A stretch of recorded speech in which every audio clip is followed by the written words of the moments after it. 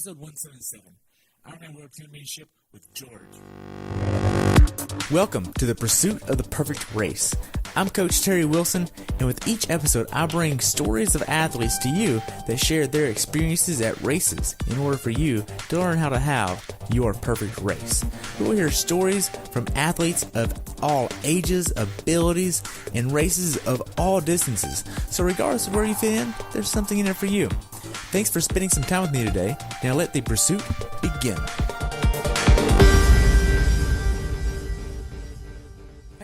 Welcome back to the Pursuit of the Perfect Race.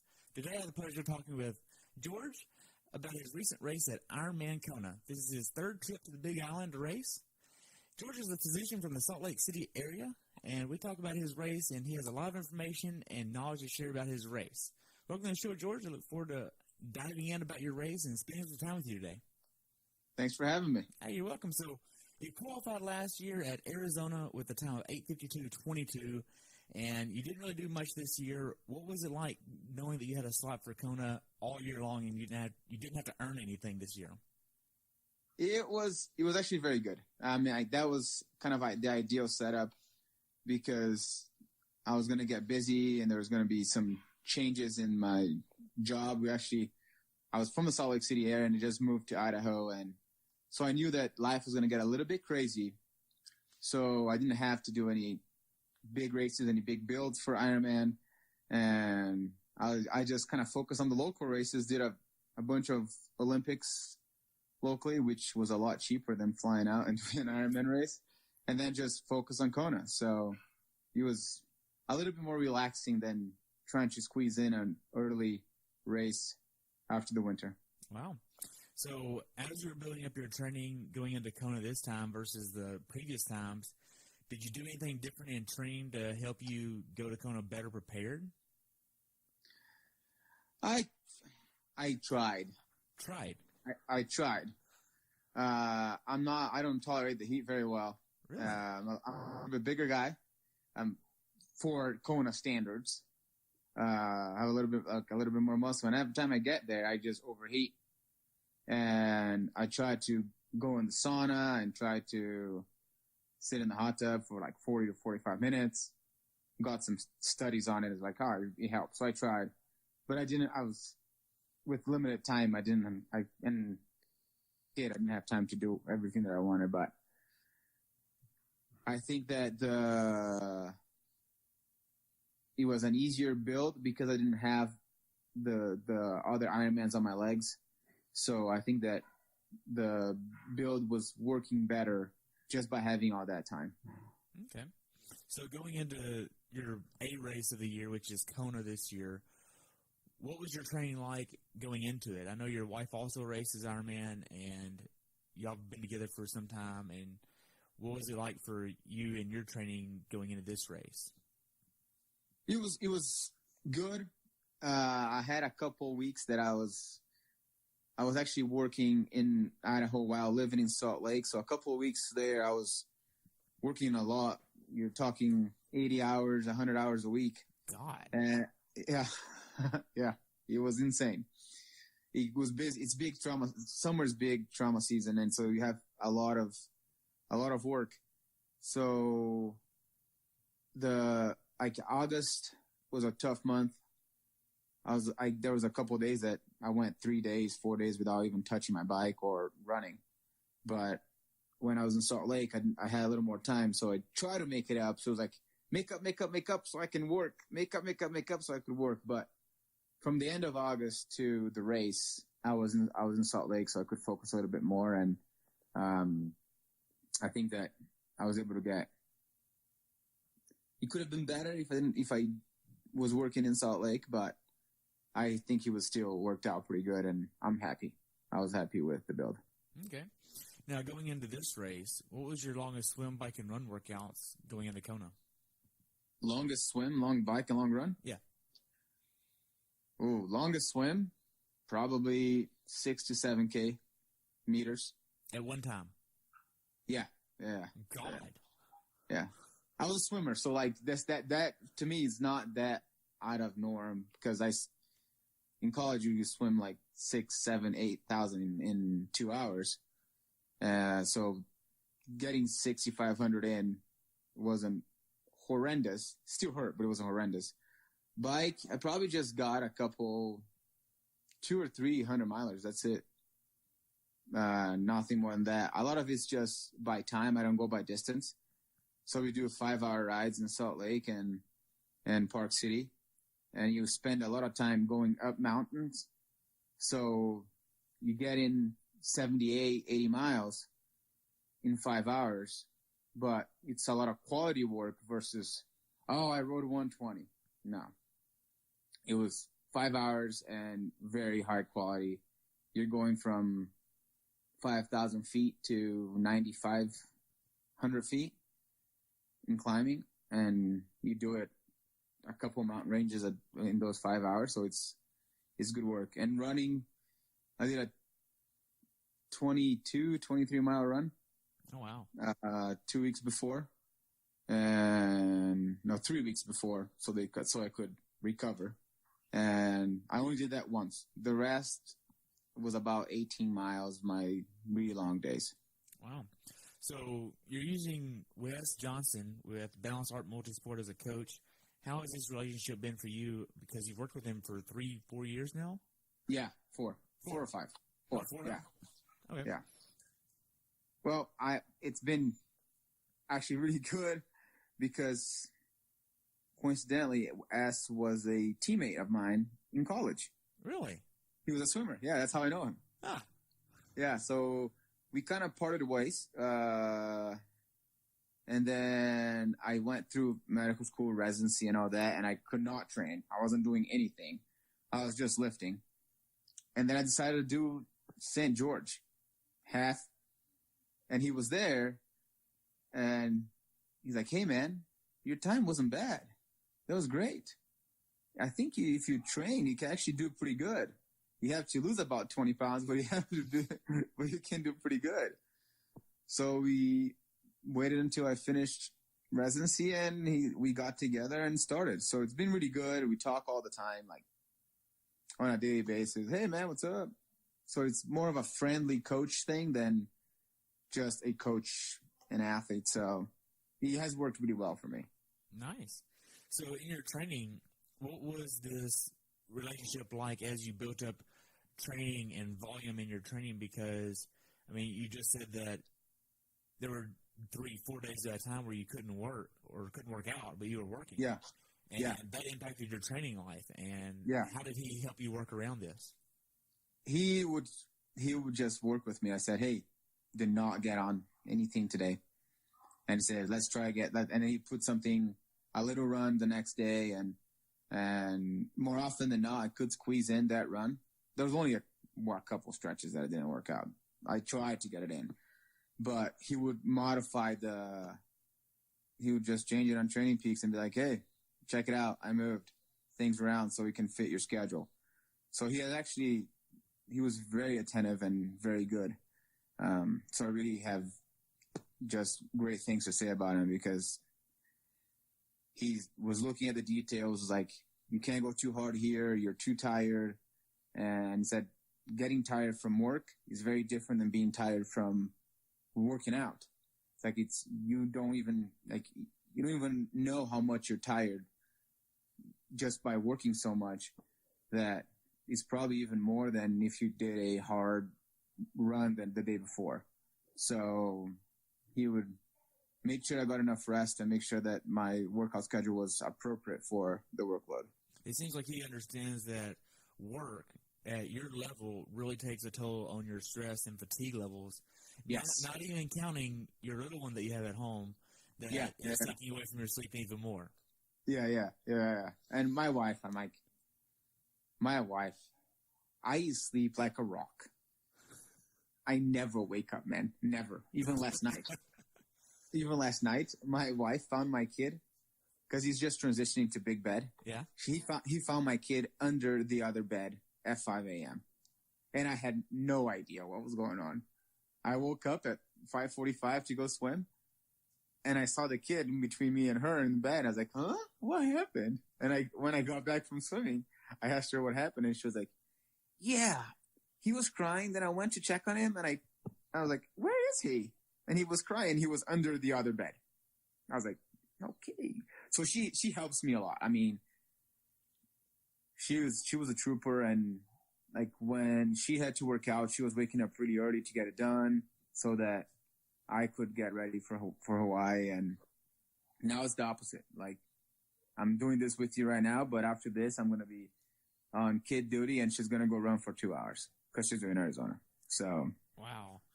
It seems like it's a really back and forth relationship of supporting each other along the journey and of whatever the other one wants to do. I mean, she supported you through Kona. Yeah. Now then you're like, okay, I'll take the duties of cooking, cleaning, laundry, baby duty, all this. I'll take that off of your plate now so that way you can focus on your dream. Well, I would say I'll take some.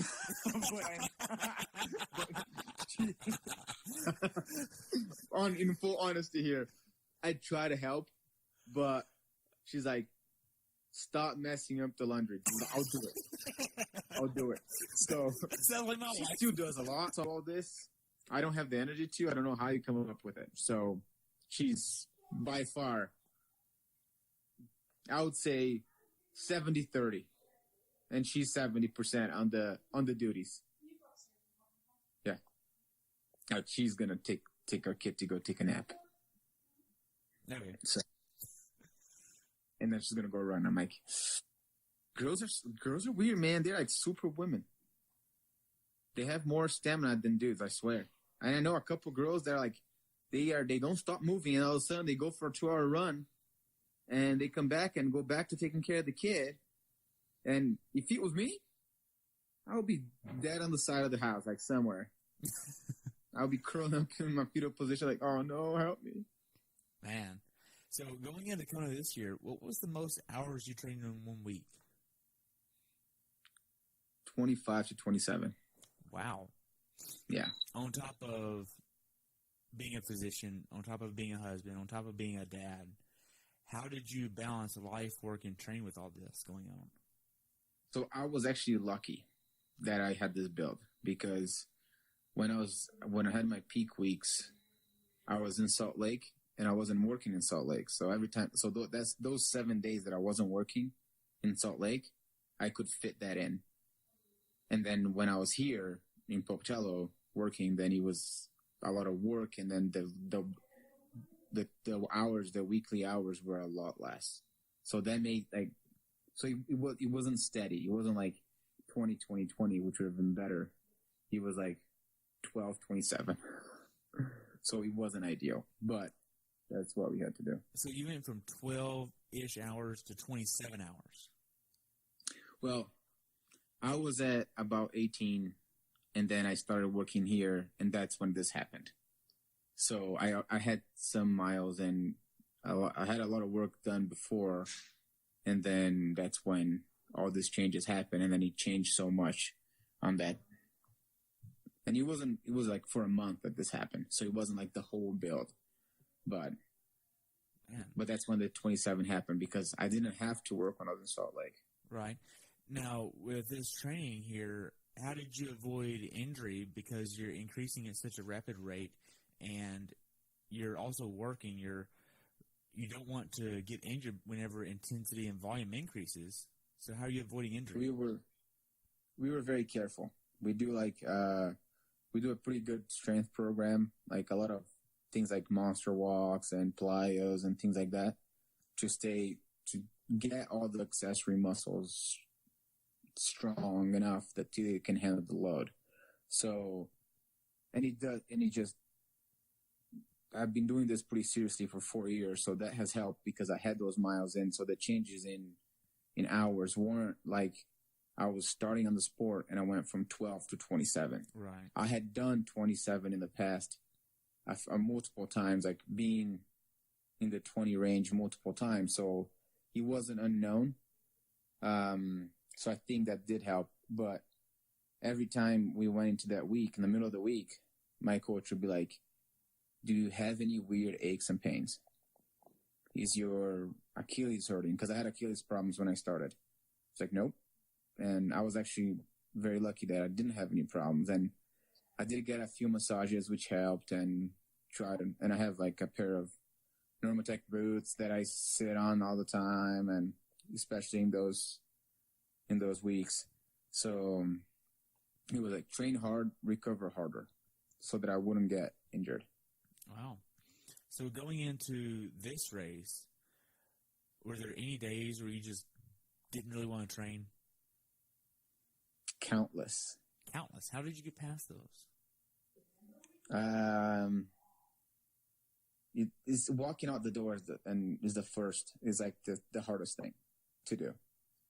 Once you do that, then it's easier. And I just had good support in Salt Lake. And I try to find people to train with. Because a lot of the times you're training by yourself. You're on the trainer, you're on the treadmill, you're swimming by yourself. So I would find the Masters swim time and go swim Masters. The workout, and we try to influence the workout on the Masters and say, hey, we're going to do this today. Do you guys want to do this? And a lot of people were very accepting, and they trained with us. So then it made it a lot easier. And the bike rides, we would try to find some people to ride with. And then same thing with run. Just find a friend. That's how I got over it, because at one point I'm like, I don't want to do this. I don't want to go out and run tempo for 30 minutes, because that's just going to be very painful. So you just try to find a friend who's willing to suffer with you. And Salt Lake has a lot of people like that. There's a lot of people that train hard and want to keep training, and so that's how I got over it. And then my coach would say, okay, let's just take it easy today. Just try to recover a little bit, take the rest of the day off, and then reset. So it was a combination of things. She kept just saying, hey, you're almost there. You can do it. Just keep trucking along, because it's coming. So it's not worth to miss a workout here and there, because, your motivation is not there. So I think it's something like I think this is something, because you get to that point with a season that's so long when you're racing Kona, and you don't do any big races throughout the year that you taper for, they have that excitement. It's kind of hard. And a lot of people get to where I was, and you got to find ways to get over it, to try to fit the things in. All right. And especially being that this wasn't your first time at Kona, the initial excitement had worn off, and you're like, man, all right, I got to spend how much money on this? Man, got to go back. It's going to be hot. Man. So with all of this right here, all of your training going into the race, what workouts did you think were key workouts for you where you said, because I did X, Y, and Z workouts, I now have the confidence going into this race prepared? We have a few staple workouts. Oh, really? Yeah. That are very good, and we have a swim workout and a brick, so a bike and run workout that I think that after doing those, I was ready for it. And do you want details on the workouts? Yeah. Oh, so it was like the swim we did 1,500 swim, long course. And then we had, we had to keep like under 130. And then we did 3 500s. Was it 3 5? Yeah, 3 5. 1,500, 3 500s. Then 4 800s. And then 4 100s. So 1,500, then no, and 4 200s. Yeah, and 4 800s. 1,500, 3 by 500, 4 by 3 by 5, 800. 4 by 2, and 4 by 1. I think that was it. Gosh. So what you're trying to do here is kick your own ass. Yeah, it's pretty much, it's almost a broken Ironman distance, if you look at it, with a couple of speed 800s in the end. Yeah? Man. Yeah. So that's the swim, okay, and the bike rides, what does that look like? Is that like on the kicker? No, this is, I try to do it outside, or you can do it on the kicker, but It's a 3-hour ride, and you do 3x30, and you go Ironman pace, half Ironman pace, and like Olympic pace, and then you go into 800s on the track, and you have to keep a certain pace, and then you have to do a certain amount of 800s, and you have to, like, depending on how, like, where you are, if you can hold the pace or not after that day. And you do it kind of in the middle of the day when it's a little bit warmer.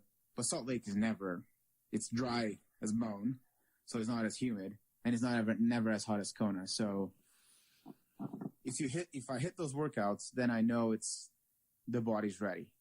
And we got those workouts done. We did the swim twice. I died. That was awful.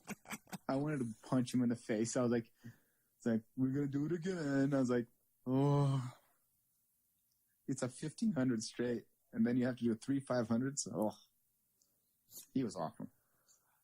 But they're good. I mean, like, it gives you confidence that you're going to be able to do it. So, and I think those workouts are important. But you have to be willing to not hit the mark and come back the next day and try again, because that has happened before.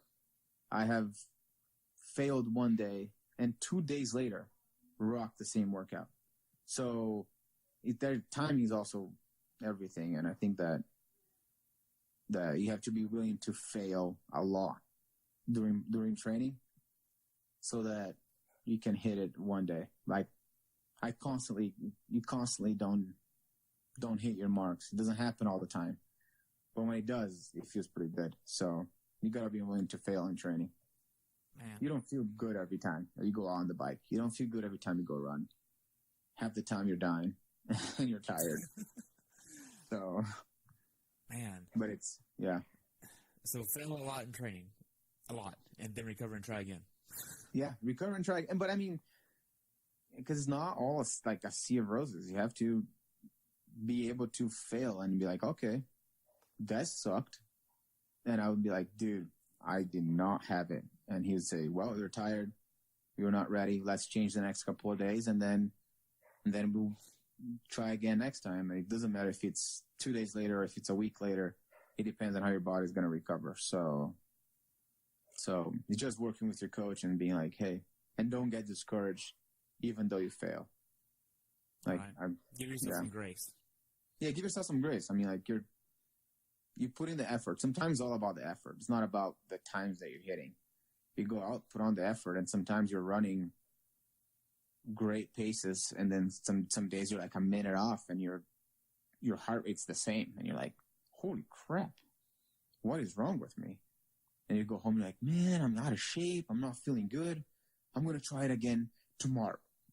That is the wrong attitude, because you're going to put yourself more in the hole. So if you fail, just take a couple days, like listen to your body, and then you can try again next week. So, man. So whenever you're training for a full distance Ironman like Kona, a lot of athletes really struggle with their day-to-day nutrition. How do you make sure you're getting the right amount of calories, the quality of calories you want, without going over the amount of calories and gain weight or burn and lose muscle? What is this like? I have my own opinions on nutrition. I think that a lot of people overanalyze nutrition. They really do overanalyze everything. Like you're like, oh, like I'm eating too many carbs. I'm not eating enough carbs, or I'm counting this, I'm counting that, and today I'm like 3 pounds above weight, so I have to cut the carbs. And then the next day they can't work out very well. I just eat food. I don't count calories. The only thing I do is 6 weeks before a race, I cut the cookies and the brownies, and I eat a little bit less ice cream, but I still do. Before a big Saturday ride, I eat a pint of ice cream. And I'm like, even 6 weeks before, like 4 weeks before the race, because you need the calories, you're going to spend it. But I cut the alcohol. I don't drink beer, I don't drink wine, anything. And I cut the extras, like the sweets and stuff, and the weight comes off, and without trying so too much, but just have to be a little bit more careful and eating, a little more greens, a little more vegetables, but I'm not too neurotic about it. Like, I was eating Nutella and bread in the morning before a swim, if I was going to swim at 6 a.m., because I thought it was easy to go down. It tastes good. So I think that we have so much information out there that you get caught up on the nutrition and you don't focus on the rest, and then you get lost in the trees and you don't see the forest. Wow. So whenever we'll just transition here and talk about the travel here. I don't know if you mind talking about the cost of your logistics here going to Kona, but do you remember about what you paid for your airfare, hotel, and rental car if you got one out there at Kona? So it was extra expensive for me this year because I took my kid, my 2.5-year-old, and he's 2.5. So after 2, you have to pay a ticket. You have to buy a ticket for the kid too. Can't sit in your lap. You can't sit in your lap. By 6 months, can't sit in your lap. So, but they have to have a cutoff, and I understand. I completely understand. So it was me, my wife, and the kid. So I think it was about $750 of $800 a pop for tickets.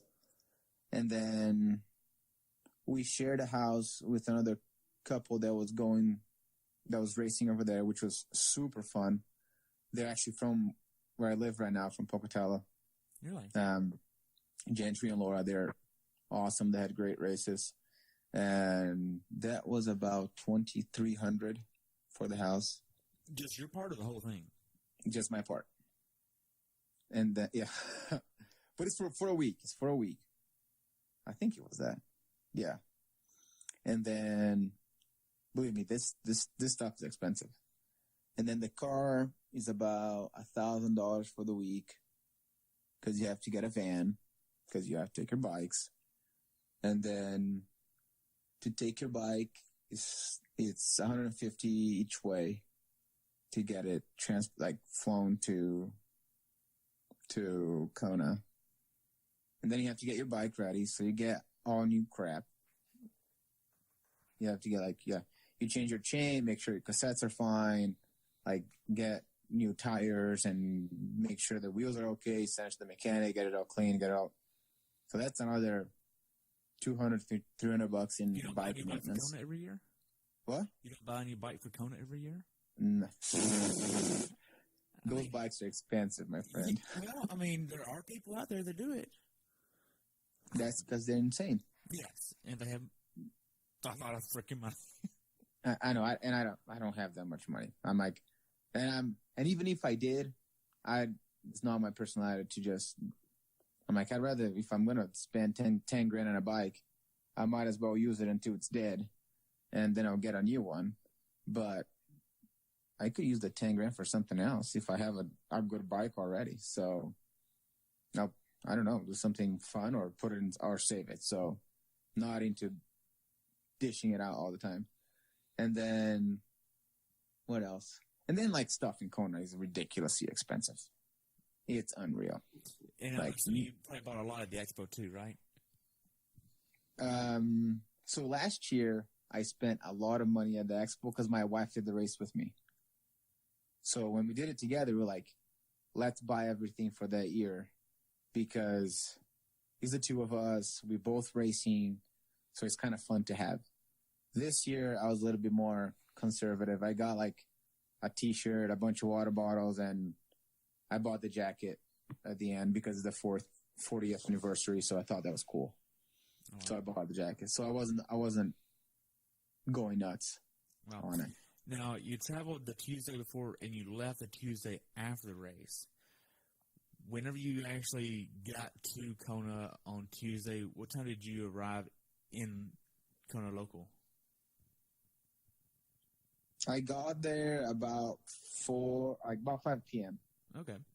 On Tuesday. So you could already just go to the house where you were staying and drop your stuff. And did you have a certain place you want to go and eat, or did you want to go get groceries? What was the first thing you wanted to do once you got on the island? We went to get food. Like, we got groceries, stopped by Subway because he was a little bit late, and we just want to be quick. So, because at that point, it's 9 p.m. Kona time, but it would be 1 a.m. my time. So we were tired and wanted to go to bed. So we got some groceries and got a Subway, put my bike together real quick. Not everything, but put some of it together and went to bed because you're exhausted. And you want to get on a nice schedule, so you want to go to bed somewhat early so they stay on a good sleep schedule before race day. So, right. Now, fast forward a little bit, whenever you go to the athlete village and you check in for the race, what was the check-in process like for you?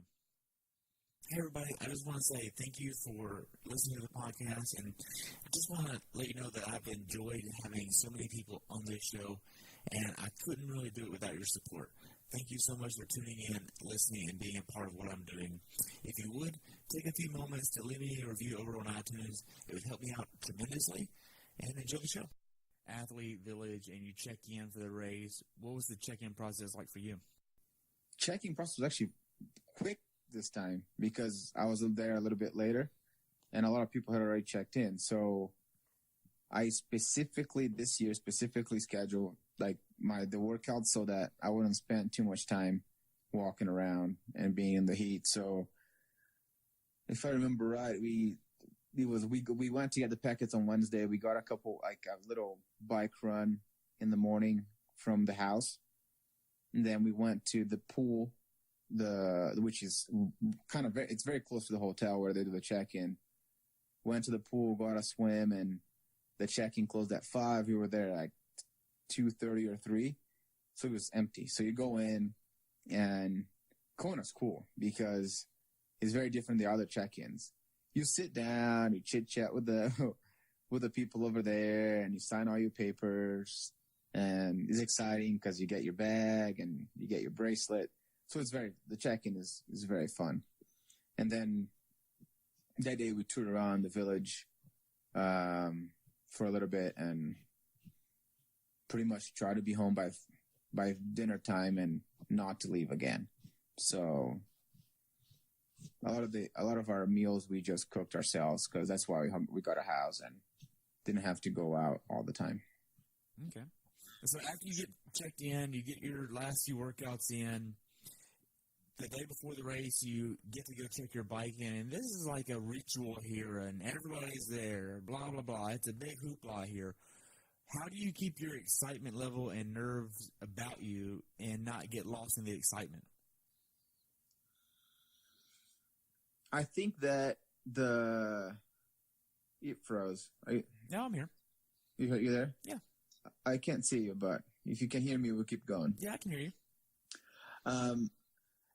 I honestly think that the first time you go to Kona, you should get lost in the excitement. Really? I think so. Because you made it. That's already a win. You're there. Like, that's the hardest part, is actually getting to go to Kona. So get lost in the excitement. Go to the village. Go to the underwear run. Go to the Parade of Nations. Go visit around. Go tour around, around the Ironman, and embrace the spirit and the experience and the athletes around it. Talk to people. You know?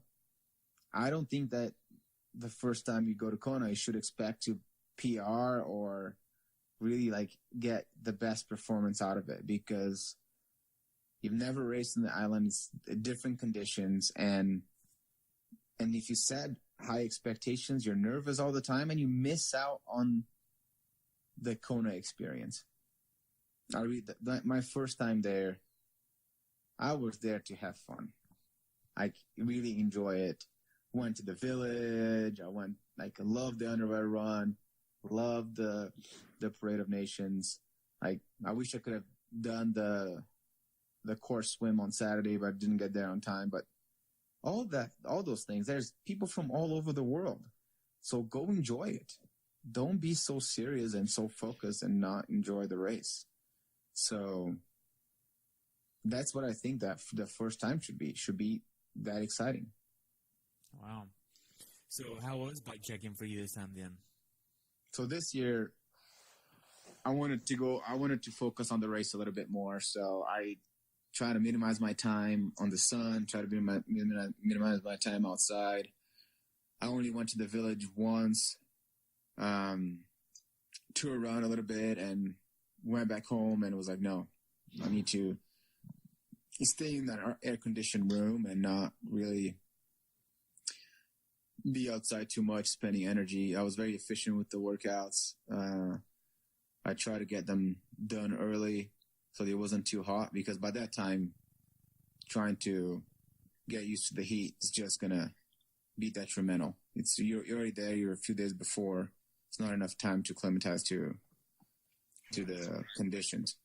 So I was very efficient, and the people I was with were on board, and we went to the underwear run because it's super fun. I think I'll try to, if I go again, I'll do it again because it's fun, and it's early, and it's a mile, and you can go swim right after and get done. So, but it was a little bit different because this year I kind of stayed away from the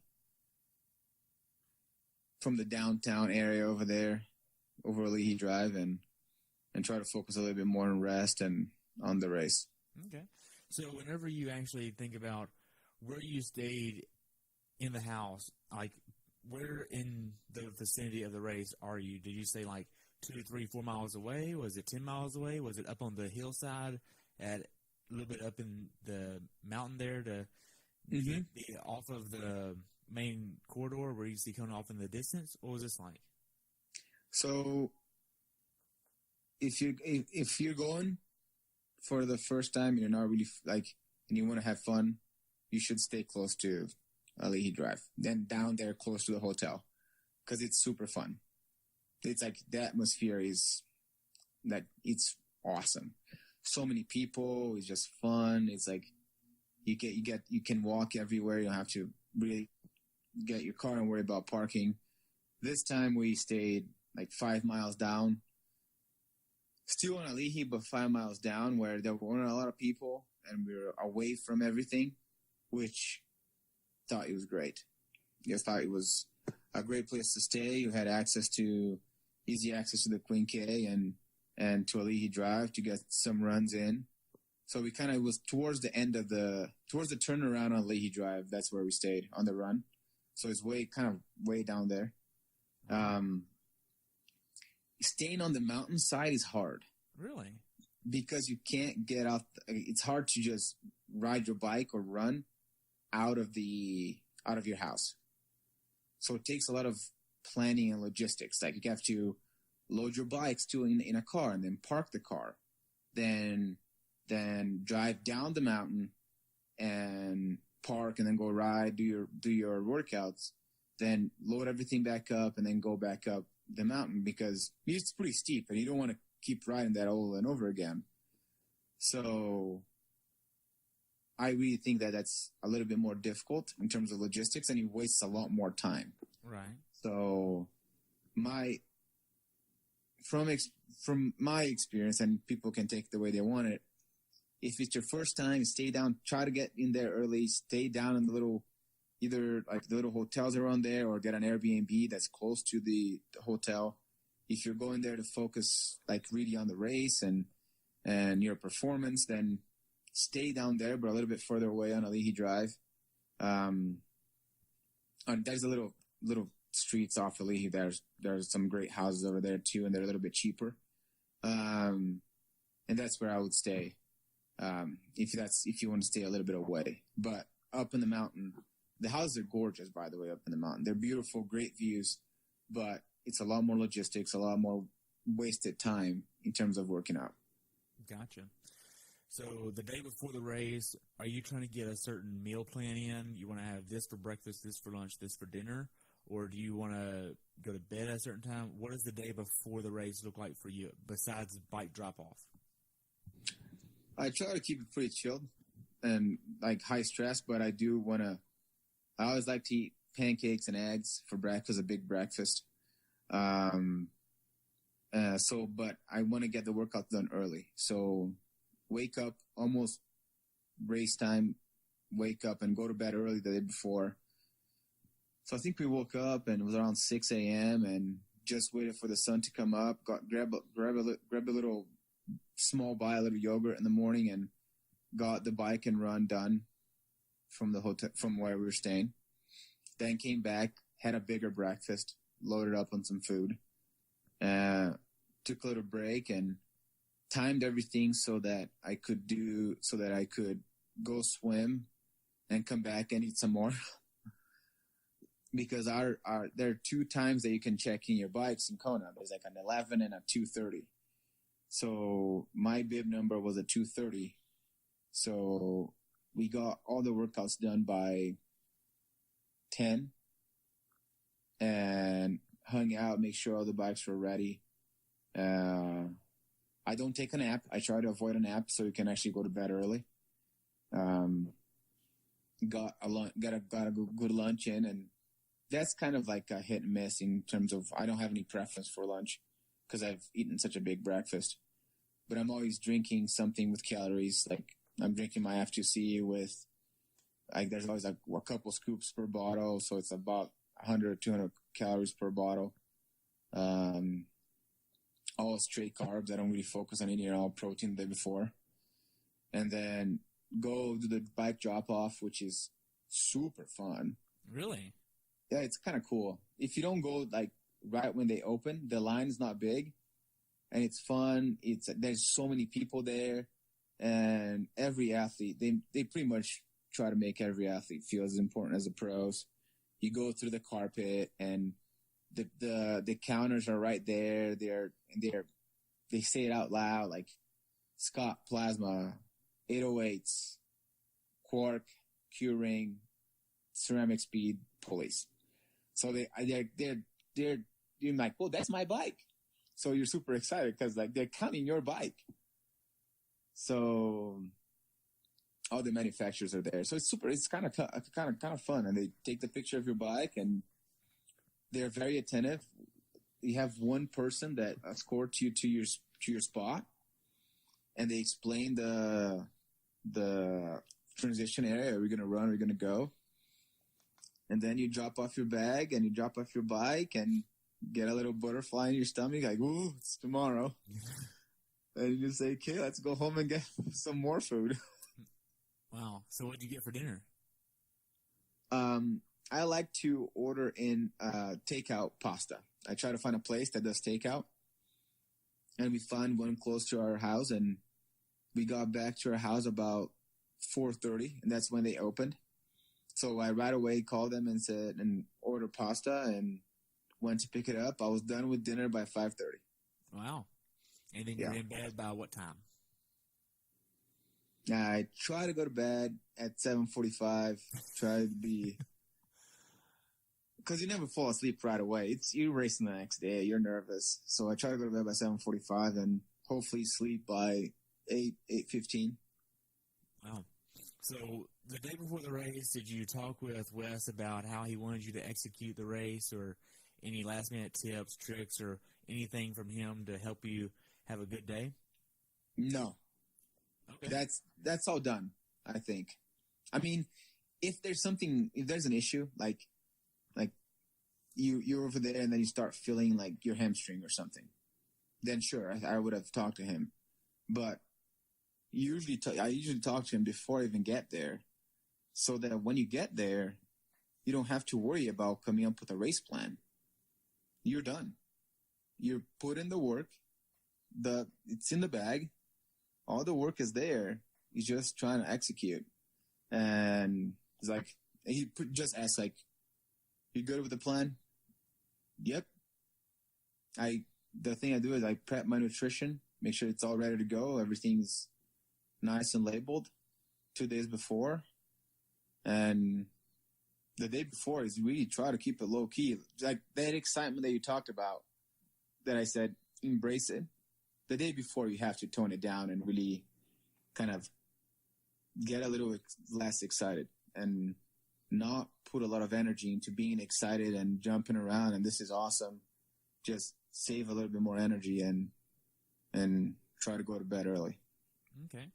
Now, if you think of your nutrition, being that this is Kona and you want to make sure that you don't have any GI issues on the run, you don't have any cramps on the run, what are you using for nutrition? I know you're wanting to hit about 300 to 350 calories per hour here, and you've done 852, which is sub 9 hours at Arizona to qualify for here. So you're going to be going around that in your mind going into this race, if not better. Mm-hmm. So what are you wanting to use for nutrition to make sure you're going to be performing at the top of your game? So I tried solid nutrition, and that didn't sit very well. I felt like it was always like when you get to the run, it's sloshing around, doesn't feel very good. And I've had some races where I had to go to the bathroom, and they weren't ideal. So I didn't change much from Arizona. The only thing I did was boost up a little salt throughout the race because I knew I was going to sweat a little bit more.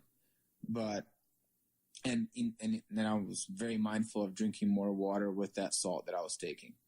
There was the first time that I took an Imodium before the race, and it did help. I never had an issue throughout the race. At one point, I did have to go, and that was kind of hard. But it was for a mile. I was like, I need to go to the bathroom. I'm going to shit my pants here. I'm serious, man. He was right in the energy lab. So I slowed down a little bit, and I walked for a while, and then he kind of went away. And I don't know if it would have been worth to like really stop and go and then keep running, or just me slowing down, like slowing the pace down a little bit because I was already kind of like dying. That kind of helped to go away. So I don't know. I think that it's everybody's different, and you have to really try in training to see what's going to work for you. For me, liquid works, and I concentrate and I do a super bottle with all the nutrition. Everything else I take is water and electrolytes. So I know I'm getting the calories in, but sometimes even then, you're like, oh, it's too concentrated. Gotta go take a dump. Wow. Yeah. So what? Are you using F2C then? The same way that you did the day before? Yeah, it's all F2C. I try to get, like, so on the bike, I do 2 super bottles. And everything else is water. I have three carriers. I have my front carrier, my frame one, and one behind my seat. And my middle carrier has my bottle number 1, and everything else is water.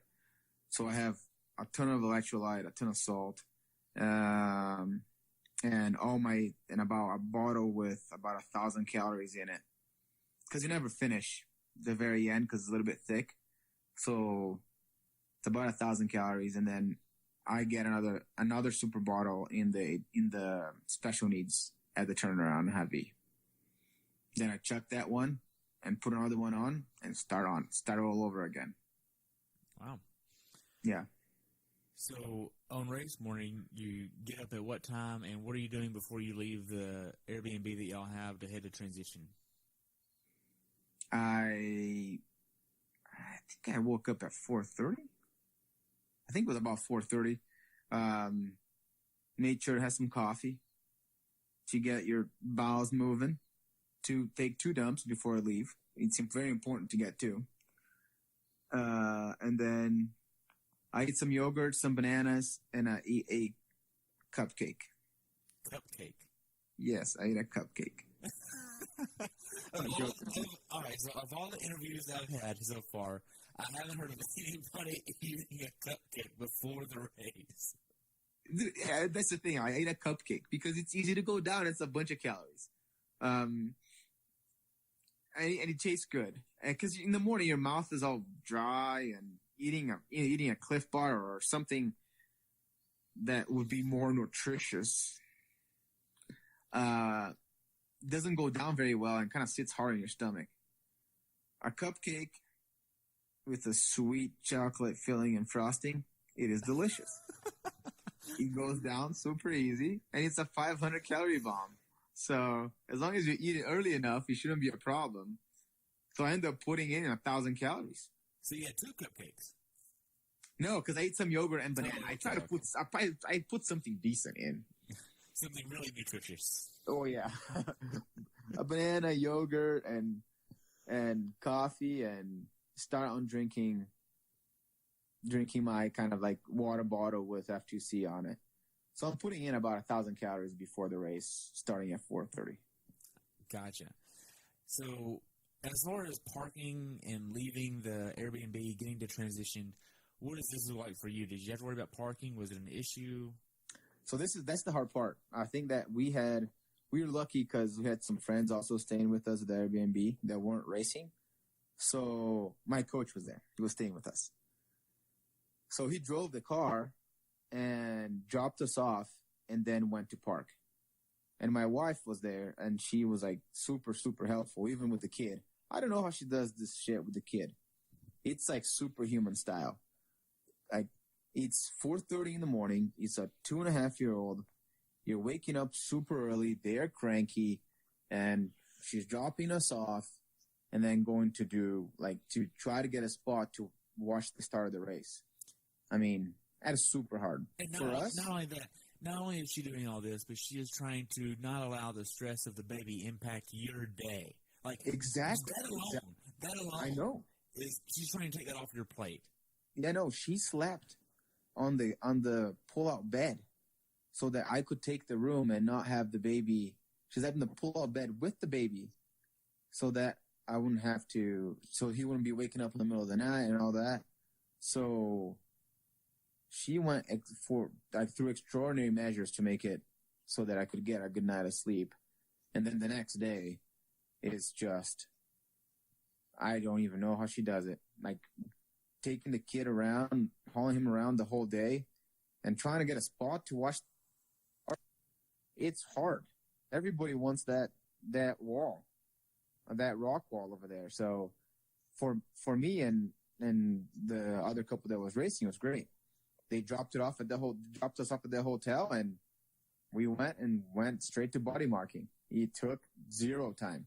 Them, it is just a little bit harder. Man. So after you get down to transition, what are you doing in transition? You get body marked. They give you your tattoos. They put them on for you. You're putting right at 100 PSI in your wheels. Now, how did you get to this number? I know you've done this race 2 times before this. Have you always used 100? Did you come down from 110? Did you go 90 last year? What was this like? I toyed around with 90 and 110, and I've always kind of stayed at 100. If I was a little bit lighter, if I was in the 160 range, I think I would go down to 90, but I'm a little bit bigger, and I do account for losing a little bit of pressure when you try to release the valves and all that. So realistically, you're in the 90s somewhere. You're never at just 100. So like, well, between 90 and 100, if I put it at 100, it's fine. So that has worked. I haven't had a lot of flats.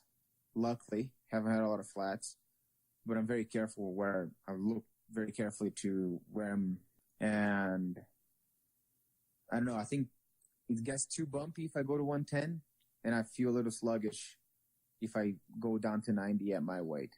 It's depends on your weight and how you like to ride. So I like 100. Okay. So after you get done with the transition, you set up your nutrition on the bottle, or you set up your nutrition on your bike, not your bottle, and then get done with all the stuff in transition. The pros go off, they head out. The pro women go off, they head out. And then all the age group men, they have to get in the water, including yourself. At this point, whenever you see your wife for the last time before you actually begin the race, what are you all saying together, and what is your mindset as you get in the water? I don't get to see my wife. Oh, really? Yeah. The way it's set up, it's hard. Once you go in, it's hard to see family. Unless they have a VIP pass that costs like $2,000. So it's really hard to see your family once you get into the transition area. So it's not spectator friendly at all. The transition's not. the swim start is really cool to be watching, because there's the bay, the Kula Bay over there, and there's that rock wall behind that you can sit right there and watch the start. So you're right behind this 1,500 dudes that are gonna start beating on each other. So it's kind of cool for them to watch. But if you don't get there early enough, and you try to see your family members in transition, try to weave it out through the hotel and all that, you don't get a spot to get to watch the start. So you pretty much say goodbye at the car and say, "Hey, I'll see you out there once I get out of the water." Wow. So you really a little bit by yourself when you get to transition. Luckily enough, I've had a friend that his last name starts with a D as well. His name is Matt Davis, and we have been either the one number after the other or two people apart. Really? So one year, like last year, he was 1999 and I was 2000, and this year, like he was 1655 and I was 1657. So our bikes are right next to each other. That's pretty awesome. This last 3 years, it's been super fun for us. Because I'm like, "What's up, Matt? How you doing?" And we kind of go through the whole transition thing, go to the bathroom and all that together, and then we walk down to the water, and he zips me up, I zip him up, and we say good luck to each other, and you get in the water and you try to find position, which is really hard. Really? Yeah. So after you get in the water, what is this like here? I mean, you're in there with all these top-level age groupers. Yeah, there's some legacies and foundation members, but for the most part, you're there with the elite of the world. Yeah.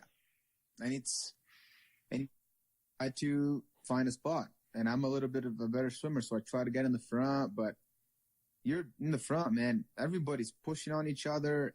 And the whole line's like naturally with the nature of the race and being an ocean swim, and you start going a little bit forward, and the guys in the kayaks trying to push everybody back, and everybody tries to go back, but you're on top of each other, and that's even before it starts. Really? Yeah. So if you're in the middle over there, like trying to get up to the front, we don't like. It's hard to, nobody gives space. Everybody tries to maintain where they want to go and where they want to be for the start. So it gets a little bit interesting up there. Man. Nobody's a dick, but I wouldn't say, I don't know. I can't speak for everyone, but I haven't encountered any dicks. I'm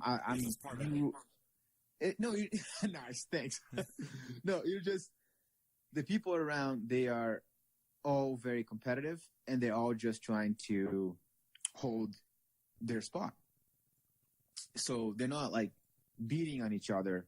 You just have to understand that, yeah, everybody's here because they qualified, so they want to be up in the front, and you just hold your spot, and that's what you to expect. It's a tough swim. It's a very tough swim. That start. And I know a few other good swimmers that have the same opinion, that it's very stressful, even for good swimmers, because it's so many people starting together. Wow. So the cannon goes off. How does your swim go for the first 200 meters? Are you preparing a certain way for this from a strategic standpoint with your goggles, putting it under the swim cap, your swimsuit, your wetsuit, or not swimsuit, but your swim skin? There we go. That word. Like, are you preparing any way like this, making sure you're not going to get chafed? I mean, the salt water is nasty, so it's got to be some stats there. Lube it up, man. Lube it up. Every time you go in the ocean, Vaseline is your best friend. Like, put it in your armpits, put it in every line where you're going to have a little bit of more motion, like on your shoulders and under your armpits or by your chest. Just put a line of Vaseline right there, especially on your neck back here. Just lube it up, because you don't want to be hurting from chafing when you're hurting from swimming hard. So I lube up pretty good. The goggles, I'm not really too particular in terms of putting them under my swim cap. I'm just making sure that I am a little bit more cautious. And even though I got hit straight on and stayed on, so I wasn't really too concerned. But lubing is very important. And the first 200, you gotta hold your ground and just go out a little bit harder and try to get to a good pack. The turnaround here, from what I understand, there's a big boat there, right? And then you turn there, and then you get ready to come back. Mm-hmm. Did you realize that you were having a really good swim at this point? No. Really? No. Yeah. My swim this year was the slowest out of my swims in Kona. Okay. At 54, almost 55 minutes. Yeah. I've done 53.0, so I was like, I just didn't feel right. Like I missed a pack and I fell behind and I could not reach the pack back up, and I wasn't very happy with my swim. And then I turned back and I got pushed off the current and I was a little bit to the left and I missed the pack, and I was like, well, it's not going to be a swim. Just forget about it. Once I got out, I knew I wasn't great. Like, forget about that one and move on. Don't dwell. If you suck on the swim and you know you can do better, or if you're expecting more and you don't do well, you have to let go and be like, that was it. That's done. Focus on the task at hand and move on. Right. So as you're getting ready to get out of the swim here, there's some stairs there, and the transition is kind of unique here because you have to go all the way around the pier before you can get on your bike and then head out on the bike. You're in T1 for less than 3.5 minutes. How are you able to get out of your swim skin, get primed and ready to go on the bike ride before you even spend much time there? I mean, a lot of the athletes I've interviewed for many, many races do not have this happen where their T1 time is less than their T2 time. How did you accomplish this? A T1 time is less than T2? Yes. Really? Yes. You didn't know that? No. Yeah, you had 3:21 for T1 and 3:30 for T2. No. Was 3:30 T2? Yes. I think it's... Why was it so... I don't know why it was so long. It should have been shorter. I don't know. I was able to get out of the water, get out of my swim skin, and I know why. You don't need much for T1. Like, your helmet's on the bike, and you don't need shoes. And you don't need, your shoes can be on the bike, or you can put them on right there and super quick. The hardest thing is putting on the because I wear a sleeve suit, but I roll it down to my waist so that my shoulders are free to swim. So putting that on is a little bit hard, but the volunteers really help you, so it actually goes pretty quick. And then you run, and then you're just running again, and you run out. On T2, I switch. I put socks on, and I put socks on for T1, but it was still pretty fast. The second one, I switched socks, put on my shoes, then I got my water bottle, make sure everything was kosher, got some water. So I think I was a little bit slower trying to prepare for the run on T2. That's why. Gotcha. But I mean, if you had just had another 30 seconds off, you could have been a few places up. I know, man. I know. I was really surprised when I started looking at all the results from this, knowing that 30 seconds is more than 4 places. I know. When you say a tight race, I don't think that quite elaborates the actual picture of what you see when you look at the results. It's like, wow, these are seconds from each slot going up. Yeah. It's craziness. I know. Believe me, I'm like, and I regret things and not regret. Like, it's just you learn. And yes, next year every year that I went, I've taken more risks. Like, I should have spent less time in the transitions, or I take less things. I go a little bit faster through it, and take a little bit less weight off the bike. Take a little less. I only take one tube instead of two tubes. Take taking a little bit more risks, and I should have put socks on for the bike. I got wet immediately after I got off running, so my shoes were already wet after mile 1. So why did I change socks and wasted that time? So I was trying to be comfortable, and you try to change a few things, but there's always room for improvement. And yes, that race, 30 seconds make a huge difference. A minute, 2 minutes, enormous difference. Exactly. Now, to put this in perspective, you had a 54-minute and 58-second swim time. The winner of your age group had a 54-minute, 47-second swim time. So y'all were literally neck and neck at this point, which he won the age group, and you placed 24th overall in the age group. But who would win it, you were neck and neck.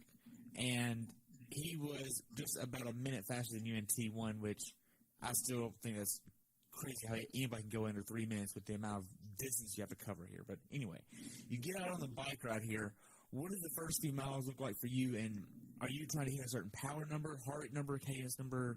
What are you looking for here?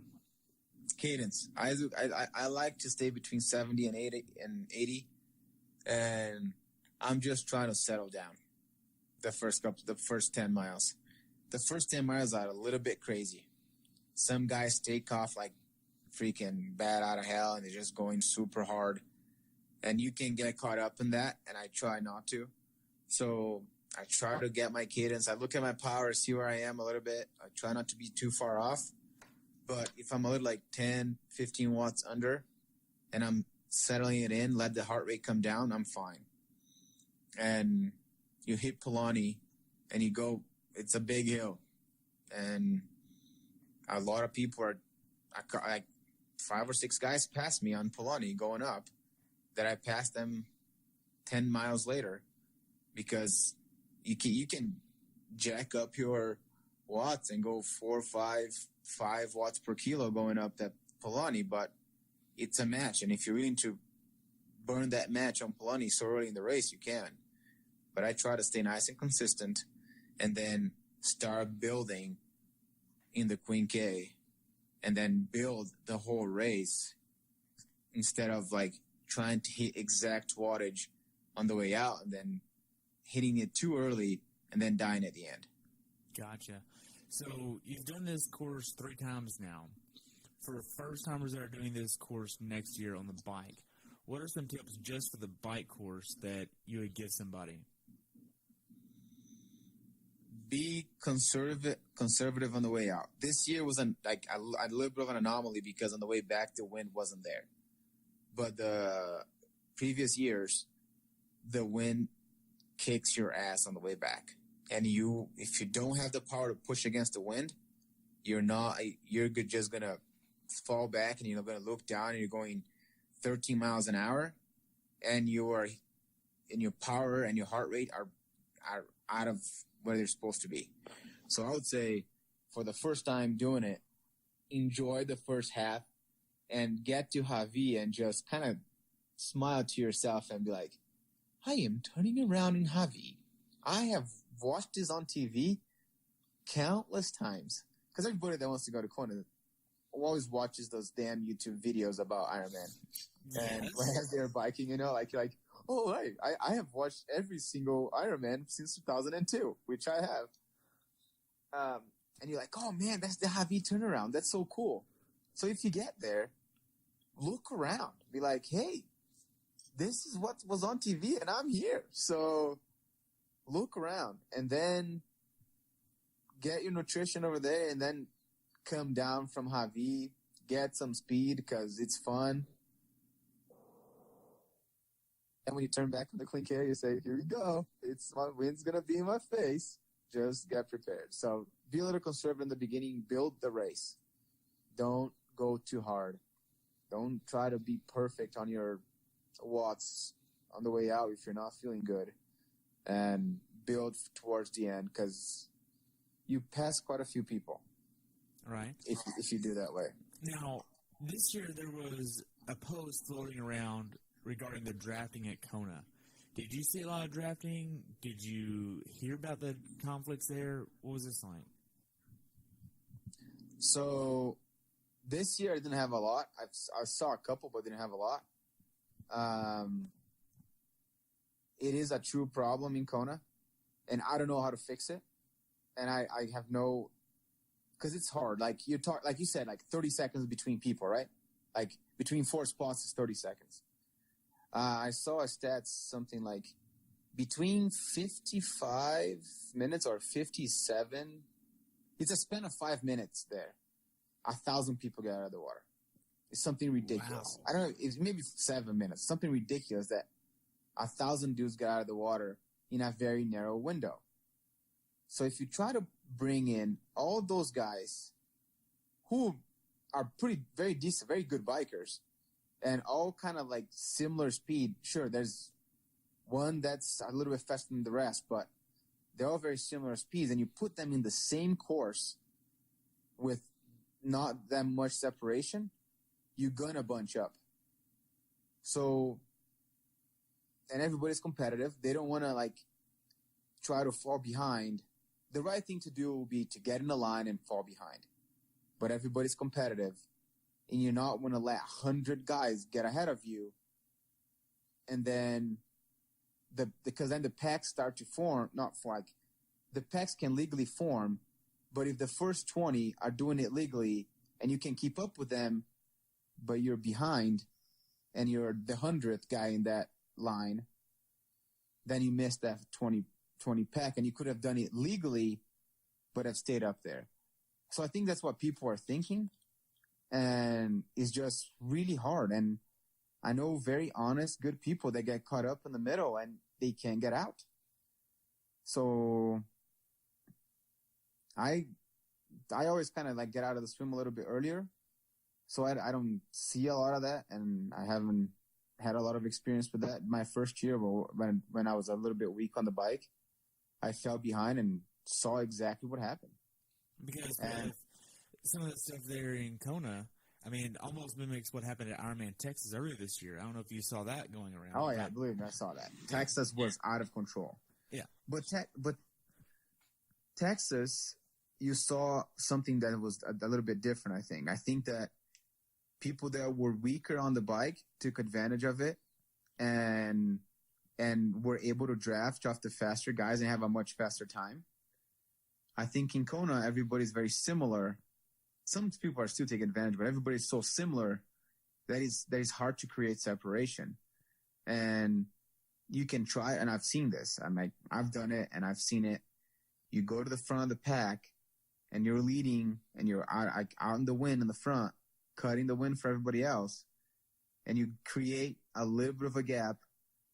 But 5 minutes later, man, the train comes, and it's not a train. Like a pack comes, and you just get just destroyed, and they pass you going so much faster, and you were pushing 20 watts above where you're supposed to push, so you're burning a match to try to get away and do it legally. But then, just by the nature of the race, they just get you. I don't know what the answer is. It's very hard. You try to be honest. And the right thing to do is not like to fall behind and open the 10 or 12 bike lanes. It's kind of cat eye to cat eye. In Kona, that's how they measure. Like, so I was actually gone a good group and had the marshal right next to us for a long time. And we were in a line, like cat eye to cat eye, a couple guys. And I know the guys from EMJ were, you know EMJ, right? Everyman Jack? Yep. Those are guys were talking a lot about the drafting. And I had a couple guys from EMJ like riding with me, but legally, and it was fun. It was kind of like pro style, but much slower than the pros.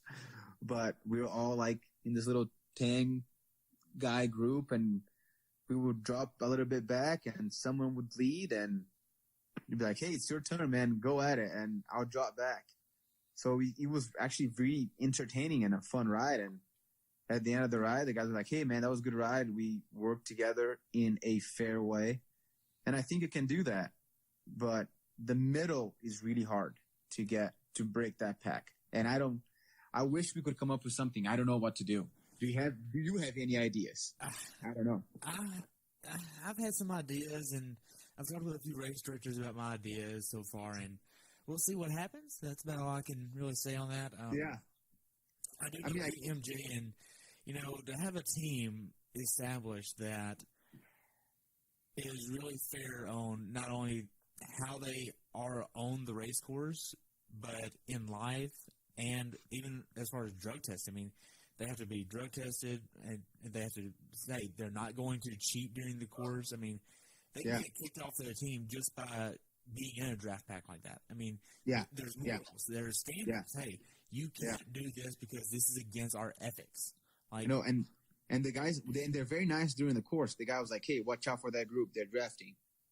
And I was like, "I noticed, but I'll stay right here." And I actually stayed with them, with a couple guys from their team, and we did it legally. And it does help, even if you do it legally, but it's actually very fun. Just like the pros help each other, we can too, but we can do it fairly. I don't know how to fix the middle. Yeah. So as far as the bike course itself goes, usually around miles 70, 80, and 90, there's a lot of wind here that wasn't here this year, but mentally, being that you haven't really done a lot of longer bike rides above 100 miles, you've only done 200 or 300-mile bike rides this year, how are you doing mentally knowing that you just swam 2.4 miles and now you're entering the darker stages of the bike ride? Are you doing okay mentally, or did you have any bad spots there? What does this look like? No, I think that you don't have to do. That's my opinion. You don't have to log in garbage miles to get long miles. I think that doing a 5-hour, like I do multiple 5-hour rides that are not 100, but you're climbing ridiculous mountains, and you get to the end, you're exhausted, and you have to climb another one. So I think it's more of a time thing. If you put it, and you know where you're going to fall. Like this year was a little bit faster than usual, so my bike time was faster. But I knew I was going to be around 5 hours. So if I'm doing a bunch of 5-hour rides, if I don't only hit 100, I know how I'm going to feel in the 3:30 to 5. So I've had that experience. So when you get to the 70-mile, and I try to think about a 40-mile ride back at home, like, okay, this is what's left. Is this 40-mile ride that I've done hundreds of times. So I think I'll be okay. And then you also have to gauge how your legs are feeling and all that. But I felt pretty decent this year, and I was actually hitting exactly where I was supposed to be on the way back, and I was very happy with it. Good. So whenever you actually start getting to the later portion of the bike ride, miles 110, 111, 112, you're entering the portion where a lot of people do things to start preparing to start running, known as like the transitional cool down. Are you doing anything here to start preparing to start running? Yeah. What do you do?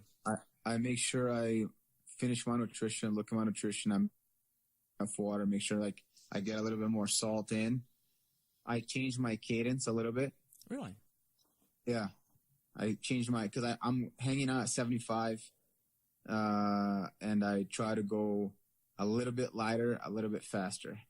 Try to just spin out a little bit more so that I'm not putting a lot of power down in terms of strain on the muscle. So I try to kind of cool off a little bit and end up going a little bit slower, but I don't mind. I just get a little bit more of a spin versus try to push. Because at 75, you're pushing a little bit more. You're using a little bit more strength. I try to rely a little bit more on the heart rate, get the heart rate a little bit moving, and spin a little bit more. Gotcha. So whenever you actually start thinking of T2 here, looking back on it, you pass your bike off, and then you are able to actually go change shoes and socks in this case, being you change socks. What else are you doing in T2? I don't know, I do a mental check. I'm like, are you cramping? like I kind of just do a little few moves. I'm like, is it gonna cramp? Oh no, it's not cramping. Yeah, that's good. It's good. I make sure that I have all the nutrition that I need, and try to cool off a little bit. It's nice over there because I have some cold towels, so I try to cool off before I get to the run and get a little bit of water on the way out. Take a couple deep breaths and try to plan my run. I'm like, hey, nice and steady. Don't get crazy here. Even if you feel a little bit, even if you feel decent, don't get crazy. Just try to go nice and steady. I didn't take a watch this year, and I don't know if I should have or not. You didn't take a what? A watch. So you ran Kona, the big race, without a watch. I ran Arizona last year without a watch. Wow. Yeah. I mean, yeah. I've always encouraged people you should at least try one race without it. Just don't worry about it. And yeah, it's so fun when you do. It is. And I don't know if I would have gone faster because I knew my bike time. My coach told me my swim time, so I knew where I was. And I wanted to be under 9. And I was like, and I think to myself back, if I had a watch and I knew where I was, do you think I could have? And now this is like quarterback, like Monday morning quarterback, because yes, during the race, there was no effing way that I could have gone any faster. I'm like, I was dying at the end, but like, should have taken a watch, not to look at my pace, but to look at my overall time to see where I was to try to reach my goal. And I think that I went without, and I think that maybe next time I'll wear a watch just for like an overall thing, like where you are in the half marathon mark, where are you on the 20? Because I try to go by feel. I try to be like, how fast can I run 26 miles? Like I go on, like, can I keep this? I think so. So I keep going. I'm not a slave to the pace, because I think if you just focus on your form and try to like run smooth, and I think if you change that to titrate to a pace, you might get a little bit off in terms of how you're running. I understand. So whenever you head out on the run course here, I saw a video of you online where you had a water bottle in your hand. Did you run the whole way with that water bottle, or was that in your special needs? I know. I ran the whole way, but I had a refill on the special needs. And funny enough, that won't be happening again. Why not? What happened that went wrong for you? No, because my coach saw that. My wife saw that, and they were like, your running form was horrible with the water bottle. Really? Yeah. Yeah, they were both like, you were stiff, not moving, not pumping your arms. Your running form was horrible. Going to veto that water bottle. So my wife went out and bought me a belt. Okay. That's kind of what I was thinking, was you weren't really swinging your right arm much, but... Yes. Yeah, see, like, you noticed too, like, yes. When I look at myself on, like, even on that video, I was like, my arm is not moving.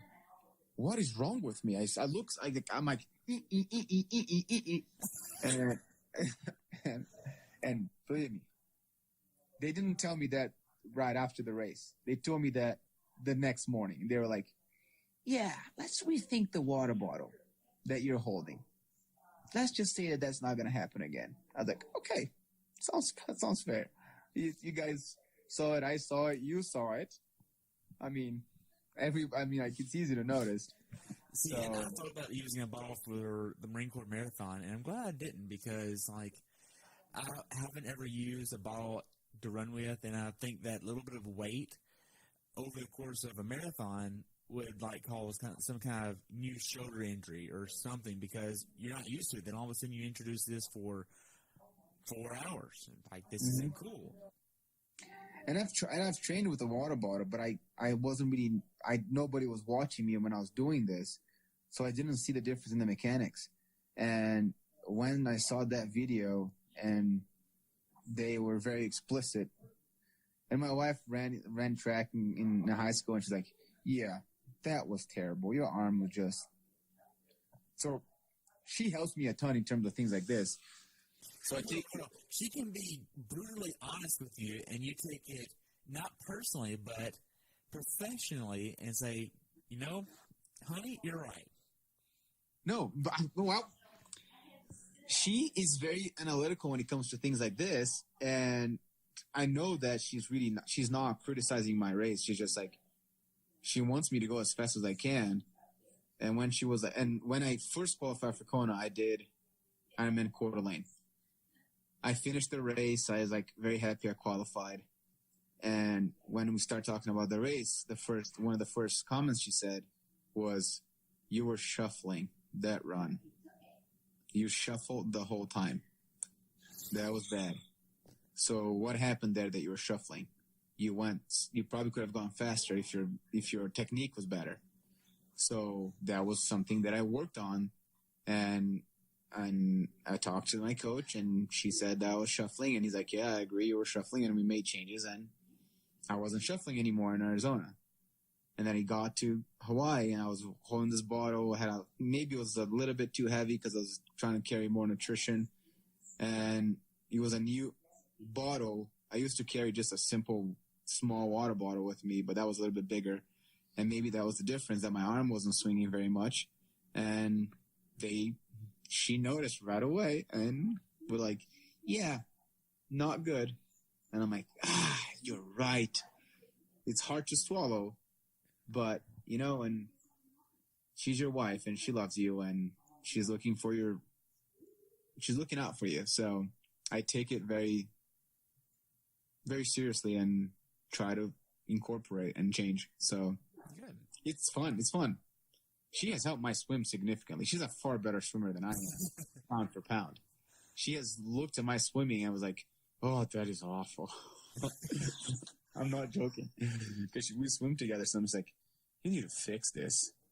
And she has made significant changes to my swim that have improved a lot. So I trust her. So I'm like, "Hey, thanks." So just get back to the run here and not focus on the bottle too much and beat that dead horse anymore. What's the funniest thing that you saw on the run course? The funniest? Yeah. I still think the funniest thing is when the dudes stop, like dead stop, and you don't know what's going on. You think they're dying and you don't know what's going on, and then you see the little stream come down the leg. It is awesome. It's hilarious. The little stream comes down the leg, and you're just like, "Oh, yeah, it makes sense. It's in the middle of the road. You're not gonna stop at the porta potty. You gotta go. So, and I think that you don't see a lot of funny things aside from that. You see a lot of inspiring things during the run. What do you see that's inspiring? Oh, like this, it's the people's faces.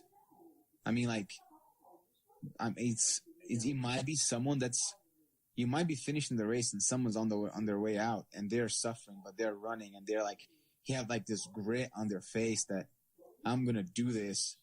And you're like, man, this person's going for it. And they might be faster. They might be slower than you are, but for them, it might be like their best time. So it's really cool to see that. And just the people that are running around you, you're looking at them and they're like in the same dark place as you are. And it's kind of, I feel like kind of brings you together because you're all suffering together, and it's kind of inspiring. It's very fun to watch that, especially over there. Like, these people train so hard to get there, and some fall apart but are still going, and they walk a little bit and then they start to run again out of nowhere. You think they're done. They're like, they look exhausted, but no, they're gonna go and they're gonna keep going, and they running again, and they might pass you. And the guy was walking 2 miles before that, and they just never give up. It's really cool. Wow. That's pretty awesome, man. So I know that there's obviously the energy lab here where it's very tough, no shade, sun beating down, and this year there was really not that much wind here. Yeah. How was the energy lab for you this year versus in years past, and how did you have the mental side to get through this the best you could? So this year was different than last year. The course changed. Right. So before, you would hit you hit the Queen K with like 11 miles done. This year is like 9 or 8. So mentally is a little bit harder because you have to pass the energy lab, turn left, and run back into the energy lab. So I thought it was mentally a lot harder. And usually, like last year, they had some gigantic sponges over there. This year, they just had like some towels that weren't as good to keep you cool. Really? And another advice I'll tell people that have never done it, it's when you turn right down the energy lab to go to the turnaround, it tricks you. Because they have the Red Bull tent that's big and there's a lot of people there and they're playing music. And you think that that's the turnaround. But it's not. The turnaround's half mile past that. So if you're not aware of that, it's mentally really tough because you get to the Red Bull, okay, I'm going to turn around. And you don't. And you're like, where is the turnaround? And you have to keep going quite a bit to get to the turnaround. It's not as close as you think. No, it's not as close as you think. No. So you get a little bit tricked out because you want to get out of there. And then you're just like, and running down, you get a little bit of a breeze from the ocean coming down. So it's coming back up. That's the problem because the breeze is behind you, but it's nice and slow. So you don't feel the breeze. It's just with you. So it's stagnant. There's nothing. You pretty much tell yourself that the race is over once you get to the top of the energy lab. Because then it's the Queen K and you have to switch mindset again. Right. So, because then you're going home. Right. So mentally, if you think of it, how hard was this run on the backside, miles 15 through, say, 23, versus in years past? Because usually that wind, if you're wet, that wind will kind of keep you a little bit cooler, right? Mm-hmm. But this year, being that the wind really wasn't there, the heat from the pavement, you're absorbing that heat versus it kind of keeping you cool with the wind. Mm-hmm. I think this year was, to me, and I don't know what others' experience was, but for me, it was the toughest one I've done. I'm like, it was, and I think it was one of the toughest ones out of all the Ironmans I've done. Really? It was just, it was hot. I was cooking, and I need to ice every single station, and I feel bad for the people that are coming behind, like a couple hours after. They're still hot. Sometimes they run out of ice in some aid stations, so it's even harder for them. And it was tough. It was tough. I'm like, I wanted to quit so many times, but I was like, nope, cannot do it. My family's following me on this thing. I have to keep going, and I just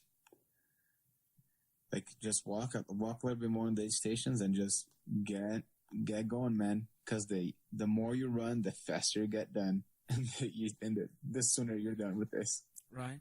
Now, we haven't really talked about the one thing that everybody has to have to do these endurance events, and that's their why.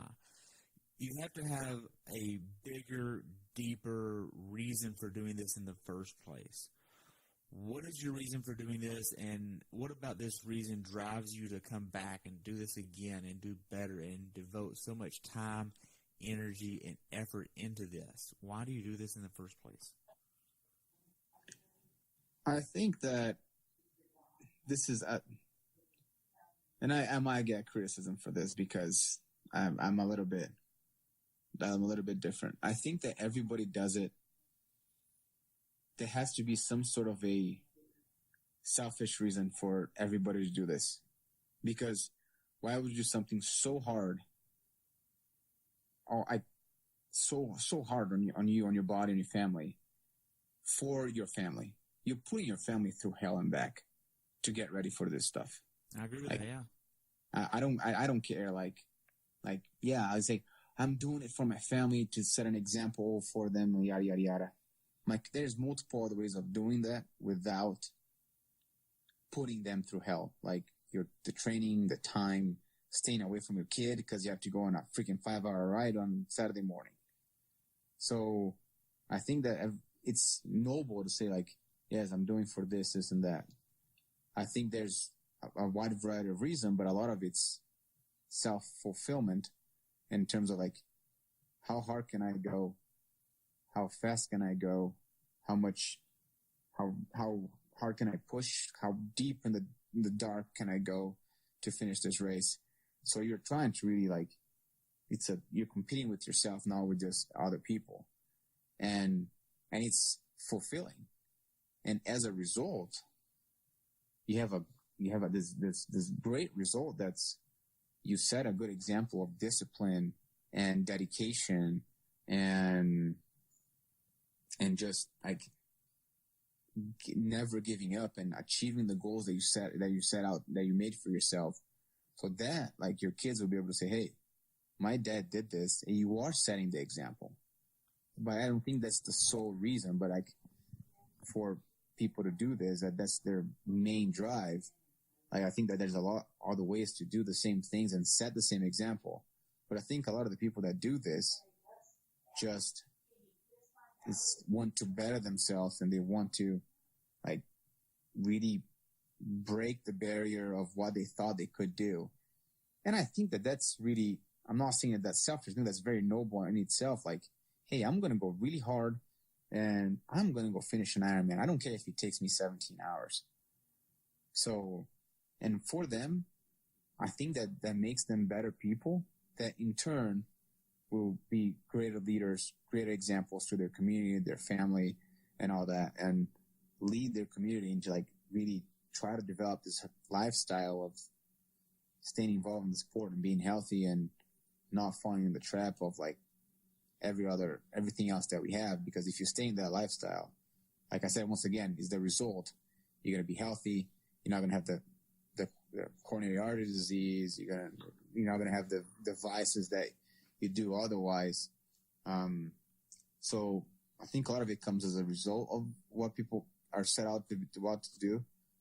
But there's a lot of the reasons is they wanted that self-fulfillment. And a lot of people do it for charity and stuff. Yeah, it's cool. And you should do that, and I applaud them. But that's the result of them getting that self-fulfillment of like, I did an Ironman and I can do it. Now I can do everything else. Now I can really impact someone else's life because I feel like I can do anything.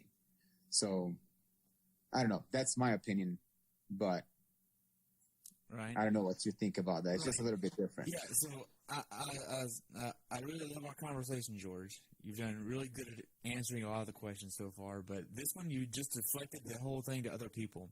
So what is your reasoning for doing this in the first place? Your reason. Nice. So I think that like I just want to break my own limits. I want to see how fast I can go. I want to like see how, I don't know, like, and I like honestly like, and I think that for me from going from a sprinter to a now like a long distance athlete, I'm like, wow, that was a really big change, and I could do that. If I can do that, I can be a better physician. I know how to work hard to be a better physician and a better father and a better husband, and like just the lessons that I learned from it, I'll be a more well-rounded person. But honestly, I just want to see how much pain I can feel and how fast I can go. I mean, and I think I'm just being honest. It's just, there's no greater cause. It's just, hey, I love the sport, and you just want to break your own limits. So, I don't know. I might get flack for that, but I don't think you will. So, as we're approaching the finish line, I know this is a really long finish shoot here, and it's one of the most notorious finish lines in the world. What is it like for you as your third time to see the barricades start lining up, to see the red carpet start rolling out, and to see that the finish line is there and you're about to cross the finish line again, where you're the last 800 yards of the finish line before you get there. What is this like for you? Paint the picture of what you see, the emotion you're feeling, everything. I want to know everything about this atmosphere. This year, Yeah. I didn't see anything. I was in very bad shape. The years first year, I slowed down. I was kissing babies. I was having fun. I said hi to everyone. This year, I couldn't zip up my suit because I just was very uncoordinated and tired enough that I couldn't zip up my suit to actually cross the finish line. The surroundings were a little bit blurry. So that's why I said the first year you gotta go feel it. And if you go hard the next year, you're always happy. You get this fulfillment when you turn right on a Leahy Drive and you're like, this is it. But this year I didn't feel too great. So, but it's extremely exciting to see everyone in the finish line. So, and that's one thing that I wish I had slowed down a little bit, even if it took me another minute. But like you said, 30 seconds takes a lot. So I was like, but I did it. I've done it once, and I've done it twice, and I really enjoyed those times. And I went so hard. I was going so hard before that I wasn't in a very good state of mind. So, unfortunately. Okay. Unfortunately. So after you cross the finish line, what do you get to do next? I got to go to the medical tent. So what is it like in the medical tent here? Was this, you just get an IV? What are they doing here for you? No, I didn't need an IV. I was just a little confused, a little nauseated. And this happens to me. I get a little bit of slurred speech because I don't know why, but I do. I don't go this hard. So I get there. They took my vitals. My vitals were okay. My heart was a little bit too high, but they gave me some. Man, what do they expect? I know. And then they gave me some pretzels, and they're extremely nice. There was a nurse just sat there with me, talked to me the whole time. And initially I was hot, so they put ice packs on me, and then I got super cold. Then I got a blanket, and so then they keep checking your vitals and all that. The first year, I also ended up in the medical tent. It's a trend. And they actually took my sodium, and I was 130, and normal was 135. So they were almost sent me to the hospital, but I'm like, no, guys, I know how this works. I've said 130 is not that bad. Just give me some salt and I'll be fine. So I pound down some broth and some pretzels, and I got better and went up to 132. And so I did the same thing this year, and I was like, you don't even need to check. Just give me some broth and some pretzels, and I'll come back. I just need some time. And they give me some Zofran. That's what they do. And I got nauseated too, so they give me a little bit of Zofran, and that settles my stomach, and I can keep some stuff down. And yeah, that has happened more than once. Wow. So, yeah. Looking back on it, what's something that you learned from this race that you want to pass on to someone who hasn't done this race before? From this race, and I would say really take seriously the trying to get used to the humidity and the heat. Really, really do. Especially if you want to try to go fast and get your best time in Hawaii. The first time, my opinion is if you want to go out and hang out, that's what you should do. Really go out and give people high five, go kiss the babies, and have fun. Enjoy the experience. And really, I tell people, and my friends that went with me that did it the first time, I said, hey, just go out there and take a couple of blinks and pretend you're taking photos, because that's kind of just remember those moments, because going back is never a given. I don't care how fast you are. It's never a given. There's always someone faster. There'll always be someone faster. And there might be a couple, 2 or 3, and then it's over. Then you're not back. the next year. So just take it in. You never know if you're going to go back. I didn't think I was going to go back. So just go and find people, talk to people on the course that are running your same speed and get to know them. Like, hey, where are you from? Well, I am from somewhere across the world. And then how'd you get here? And all of a sudden, like, the experience is very different.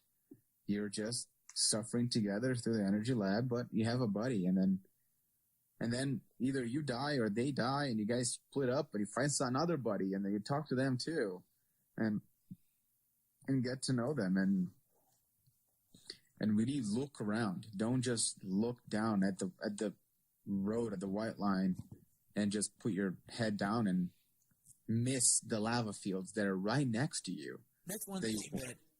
So I just did the Marine Corps Marathon. I know that this is 2 weeks after after Kona, and just did the Marine Corps Marathon.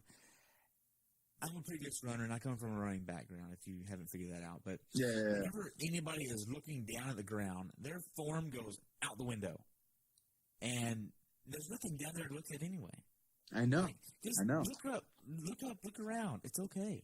Yeah, and people don't look around. In Hawaii, you've seen this on TV countless times, and you want to be there, but then you get on your bike and you're looking at the stupid line. You don't look around and you don't see the lava fields that you're riding right by, that you saw so many times, that people talk about so much. And you don't notice Javi very much because you're so focused on the race. But yeah, like, he's gonna take a little bit more time. You might lose a couple minutes. I'm like, if you're not winning, just enjoy it and really look around. And on the run, you're on a Ali'i Drive, man. It's like, you've seen that so many times. It is a Ali'i Drive. You go around and you see all these people and everybody's cheering for you. Like, look at the ocean, look at the houses, look at the road. Then, like, hey, I'm here. Go up Polani. And when you enter the energy lab, hey, I'm in the energy lab. This is cool. And yes, it sucks. It's hot, but you do it again. And you kind of make mental notes of that experience. And when you turn right, just slow down and watch those last 300 feet very carefully. And when you walk into that red carpet, you just open your arms, say a high five, and just walk through the finish line. And one thing that happened that I thought was weird the first time, like, this one person kind of cut off in front of me at the very end. There were 3 of us finishing together, and we didn't care about time. We were just there to finish. And she cut right in front of us and kind of like, what's going on here? Let everybody have their time. Like, give them a couple of feet so that they can cross the finish line, and let them have their time. Like, and then you have your own time. I mean, it's such a special moment that, like, respect each other at the end and really enjoy those last few feet. And once you cross the finish line, look around, look at the stands, look to the right, look to the left, and look back and be like, I just did this. Enjoy it a little bit. Yeah. Wow. So we covered a lot about your race, man. Do you have anything else you want to add? No, I don't think so. I mean, this sport's fun. It's addicting. I don't know if I'm going to go back or not. And I think that it's easy to get caught up in the sport for so much that you kind of forget the balance.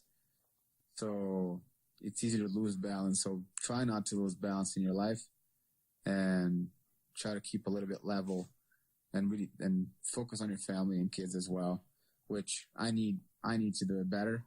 And I'm going to try to focus this year a little bit more on spending time with them and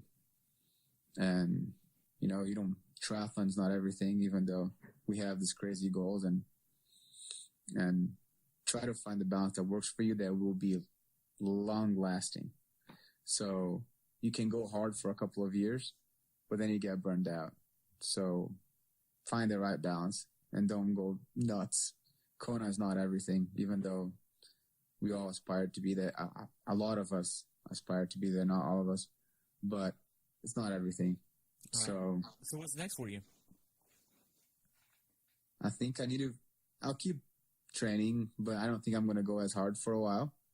I think the next few months here, I'm going to really focus on my move and work and my family and stay in shape still. Not going to stop like doing what I'm doing, but don't do 20 plus hours for a while.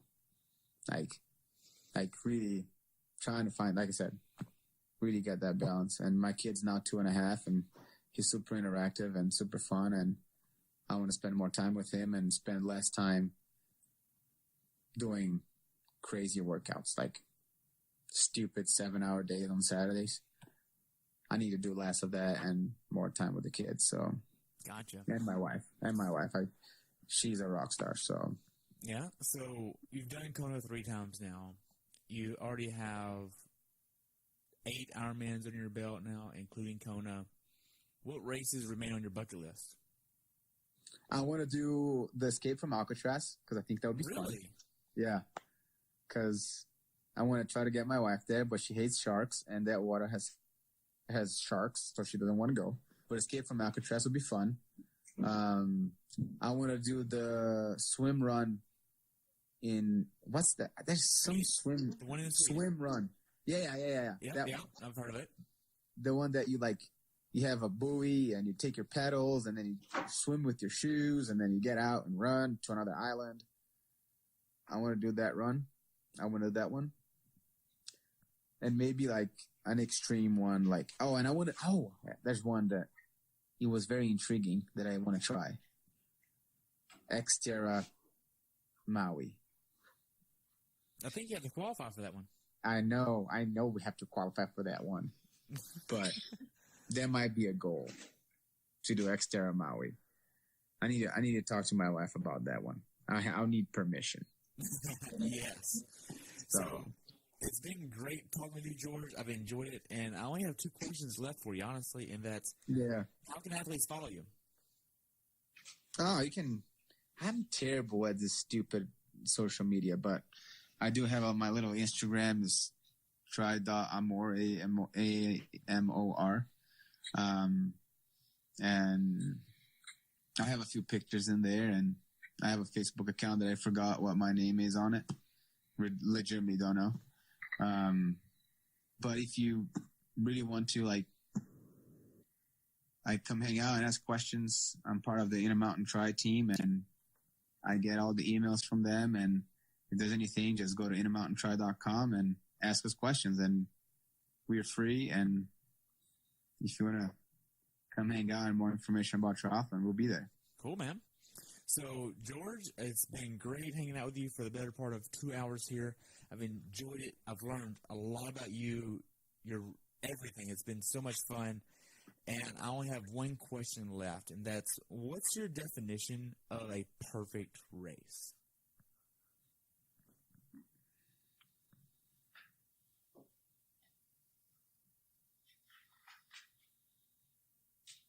I don't think there's a perfect race. I don't think that there is a perfect race. I think that is a race that you're satisfied with, a race that you don't regret anything, but you're always going to have a regret. I actually had this conversation a little bit with a friend of mine, and for the people that do this, and there's always something, unless you're Patrick Langa and you just broke the world record for the Ironman, you're going to finish with I think reaching your goal is your perfect race. Like, you set a goal and you say, I reach my goal, that you should be satisfied that's your perfect race. But deep down, even if you reach your goal, you're like, I think I could have gone a little bit faster. And then that's the personality that does this, is like, okay, I did this time, but if I was a little bit better, if I had a little bit better run and I made these mistakes, I could have gone even faster. So I think unless you're, like I said, Patrick Lang, I think you can be super happy with your race, but you're always going to find ways to improve, even your perfect race. So I think you just have to be good with reaching your goal and just saying, hey, I'm happy with this. But I don't know if I think nobody's perfect. And I think a perfect race really doesn't exist because there's always something that you can improve. And I don't know. I think there's always room for more. We can always improve as human beings and as people. So I don't believe in the perfect race. I think that you can be happy that you reach your goal, and you should. But there isn't a perfect thing. Wow. Well, George, thank you so much for coming on and spending some time with me. I've enjoyed it. And I look forward to following you in the future, and maybe I can get your wife on after she gets done with Arizona. I know. I'm excited to watch it in Arizona. It should be good. Yeah. Well, you have fun down there, and we'll talk soon, okay? All right. Thank you. Thanks for tuning in today. I hope you were able to learn something from today's episode. If you enjoyed the show, please take a minute to leave a review on iTunes or share it with a friend. Be sure to subscribe so you never miss an episode. If you'd like to see pictures from this athlete's race, learn more about who I am, what I'm doing, or be on the show yourself to share your story, check out my website at CoachTerryWilson.com. Until next time, continue the pursuit.